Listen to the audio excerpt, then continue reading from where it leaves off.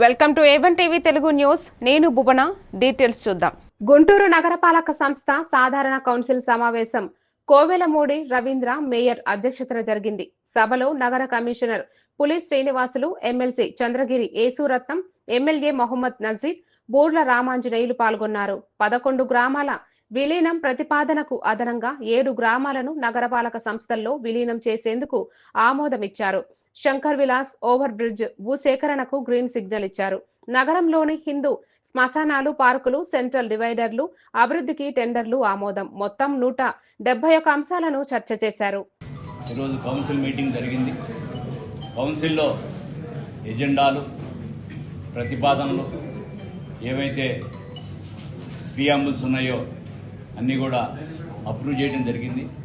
ముఖ్యంగా ఈ కౌన్సిల్ చేసిన జయప్రదం చేసిన సహచార కార్పొరేటర్లకి, అట్లాగే అందరు నాయకులకి, గౌరవ అధికారులకి పేరు పేరున ధన్యవాదాలు తెలియజేస్తున్నాను. Thank you. అందరికీ నమస్కారం అండి. ఇక్కడ గౌరవ మేయర్ గారికి, గౌరవ ఎమ్మెల్యే గారికి, ఇక్కడ ఉన్నటువంటి నమస్కారం. ముఖ్యంగా ఈరోజు జరిగినటువంటి కౌన్సిల్ సమావేశం చాలా అర్థవంతంగా అనిపించింది. డెవలప్మెంటల్ యాక్టివిటీస్ మీద కమ్యూనిటీ హాల్స్ దగ్గర నుంచి ఇవన్నీ జరుగుతున్నాయి. వీటిని ఇంకా బిగ్ వేలో తీసుకెళ్ళడానికి కావాల్సినటువంటి అన్ని ఏర్పాట్లు రాబోయే రోజుల్లో చేసుకోవడం జరుగుతుందని థ్యాంక్ యూ. ఈరోజు గుంటూరు నగరపాలక సంస్థ సర్వసభ్య సమావేశం నిర్వహించుకోవడం జరిగింది. ముఖ్యంగా పలు అభివృద్ధి కార్యక్రమాలతో పాటు ముఖ్యమైన మా ప్రతిపాదన చేస్తున్నాం.